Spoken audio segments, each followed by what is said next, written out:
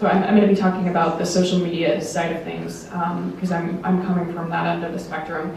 I've been a journalist covering social media for the past 5 years, and I'm actually kind of wrapping that up. So it's a fitting end point to put here. Excellent. So I'm calling this Lessons from the Social Media Sidelines because as a journalist reporting on the companies that provide this technology, you very much feel like you're watching something unfold. When I started covering social media, it was in 2006, 2007, and it was kind of still considered a joke. The most prominent sort of advocate for the adoption of this technology was Ashton Kutcher, the star of the stoner film Dude, Where's My Car? Because he was one of the first celebrities to turn to Twitter to project all of his thoughts. And in all fairness to Mr. Kutcher, he's extremely smart. He's become a very savvy tech investor, and he actually recently launched a nonprofit from which he's using his Twitter platform pretty effectively. But I think it's still emblematic of what a lot of people thought about social media before they were aware of its power. It was a fad. It was trendy, it would go away. B, that it was inherently narcissistic and egotistical because you were talking about yourself for the most part. That it was superficial, the kind of common trope that people would discuss when trashing things like Twitter and Facebook was that people were just updating their status and saying what they ate for lunch. When, in effect, I think recent events have shown us that Twitter is used for far more profound things than that. That it was unstable, and this actually is a serious criticism, that the servers that held up services like Twitter and Facebook, specifically Twitter, which grew so fast that it couldn't be sustained on its own infrastructure, the fact that these services would just have outages for hours was a major concern, and that people would take them less seriously because of that. They were not eyed as global communications platforms if access was going down because the servers were getting fried. And also that social media at first was regarded as something that was restricted to niche interest groups. Facebook was really what changed this because Facebook first got a hold among college students in 2004, 2005. Previously, social media, like internet forums, internet discussion groups, had really been considered to be the subject matter of subcultures that otherwise would not necessarily have been able to assemble in real life, fringe interests, etc. But then something changed, and I think we can point to one singular instance in which people really started to regard social technologies differently. And I hate to use this example because it's so American-centric to be talking about, in my opinion, when we're talking about a very global phenomenon, but the Flight 1549, when it had a successful landing in the Hudson River, the first photo to emerge of this was this, which was taken by a guy named Yannis Krums, who was on a rescue boat in the Hudson, and while I think it's a little bit questionable, while he was supposed to be undergoing a rescue operation, the first thing he did was take out his phone, take a picture, and post it on TwitPic, when would think he would have had other things to do. But he did, and this really became the emblematic photo of that instance. And so what we learned from this, first of all, that we see individuals emerge, @jcrumbs was his Twitter username, who, nobody knew who this guy was before. I don't think he knew that he was going to have such prominence in this situation, but he did. This was really when people around the world first started to be attuned to the immediacy that social media can bring us. That I think this was a major proving point in terms of watching news break via Twitter. For example, I personally first heard about this incident by reading the retweet of a tweet that a friend of an industry colleague had posted, and that the person who posted the original tweet had an office overlooking the Hudson and actually saw this happening. This was before any news came out. And I think this emphasized the holding power, the lasting power of the digital narrative arc.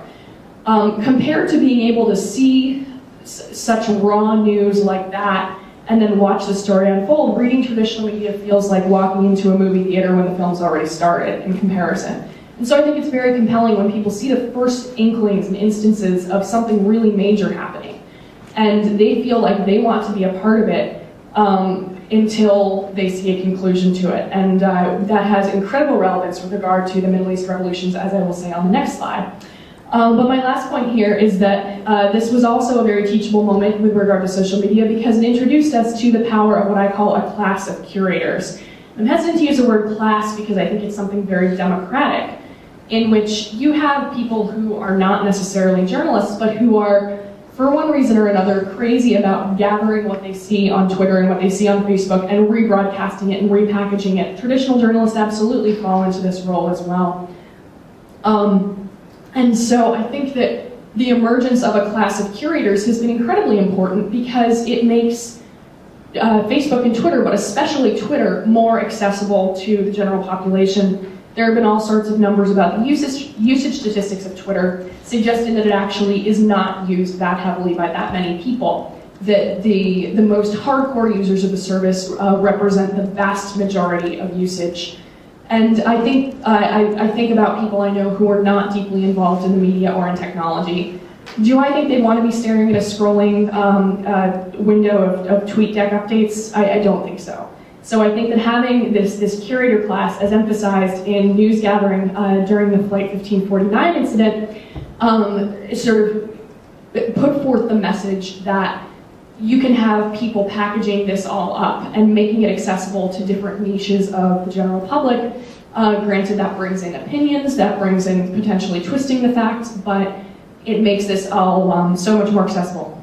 Anyway, so reflections on January 25th and on the Egypt revolutions. Obviously, there's going to be a lot more of that as the rest of us keep speaking. I think the most important thing we have to learn, which you were also talking about as well, is that there is no such thing as quote-unquote social media revolution. I think that it would have been extremely surprising if there was a successful overthrowing of a dictator and social media was not used. It's a communication tool. It's something that more than an entire generation is using as a primary means of communication. And I think that it really undermines the efforts of the people who were involved and their energy and their passion to call it a social media revolution and give Facebook all the credit. But I think that social media brings an extremely important new facet to revolutions unfolding anywhere. Ooh, what happened? Oh, it's still up. Okay, it disappeared from the screen. Sorry. But I think that you get something that I like to call the Watchdog Crowd. You have a global audience, maybe big, maybe smaller, but you will have people who are in very disparate locations who are deeply invested in these unfolding news events and who will, because a lot of them I would count into this class of curators that I mentioned in the last slide, because a lot of them are constantly rebroadcasting and repackaging and retelling these stories. And I think that that is incredibly important, perhaps approaching in importance what actually goes on the ground, because it means that this stays in the public eye. It stays in the eyes of people who are reading news, and it also is invariably brought to people in positions of power. Because of social media, it's possible that these things just do not go away if there are enough people talking about them. And my final point on the slide is that as a corollary to that, the revolution question can be both within and outside of the state. In our lunch meeting discussion that we were all having, there was some talk of virtual states, which we've seen in the news in a completely different context recently, where in the Tibetan diaspora, the Dalai Lama had suggested the finding of a political successor, and so you had people voting from all over the world on this. This was not a physical state, but it was a virtual state. And I think that that particularly comes into play in a revolutionary context with social media, because it means that there can be contributors to a revolution who otherwise would be barred.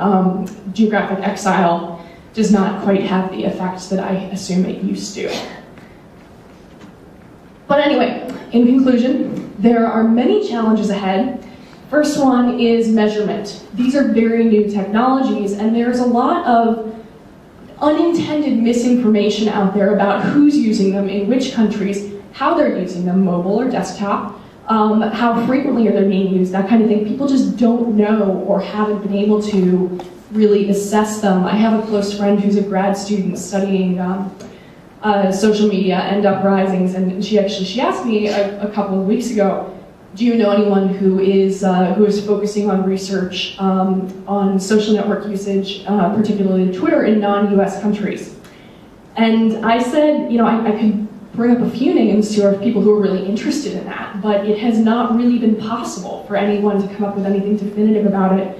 Studies about Twitter usage, there's been, I think, some very good ones in Egypt, but outside of that area of interest, when you're looking at other countries, there's a big void. So if you, for example, if an uprising suddenly happens in a country where potentially we didn't even expect it, would we have those statistics there to watch and perhaps predict how these things may unfold on social media? We don't. Second is, this is another rehash of one of your points, identity versus anonymity. There's a digital activist group out there that is hoping to encourage Facebook to permit members to be anonymous, which Facebook does not want to do. You are required to use your real identity. Anonymity poses a lot of problems on the internet. A lot of people also think it offers real opportunities because people might not be able to be targeted. You then have to take into account the fact that anonymity would also make it easier for governments to potentially infiltrate activities that are happening online and that kind of thing. So that's a big challenge as well. Desensitization. I think this is something that I've brought up in discussions of social media and nonprofits, just because there's so many nonprofits and they are all on social media and they are all saying, hey, we need your attention and your resources we'd like you to give. And so I think there's a real problem in the nonprofit space that people are seeing that there are so many places to give, they're getting desensitized to what really may be important to them personally. Same thing happens if you have political instability in many places all over the world and people just start getting used to reading about it and they don't have the real fire behind them to become a part of the conversation the way so many people did with the January 25th events in Egypt. Loss of the knowledge advantage, I alluded to that earlier. If you have a situation, or thus far, social media, along with previous technologies, as Professor Don Zuckerberg was saying, the revolutionaries always have a technological advantage, like the fax machines in the Eastern Bloc. That's such an interesting story, by the way. What happens when you have an authoritarian government that knows how to use social media, basically? I think that will certainly stir things up. And finally, the immediacy trap, I think, is a very complicated issue. I think that when things are happening in such real time and people are focusing on the moment, that oftentimes it's easy to not really think ahead. Right now, at least the news headlines about Egypt are talking about, well, what happens now? Are there going to be leaders? Do there have to be traditional leaders now that it's no longer kind of a faceless movement being carried out on Facebook? And that last point there, I think, is a point that could be the subject of a panel discussion all its own. But anyway, those are my brief thoughts about what I have learned from 5 years of watching social media unfold. Thank you very much.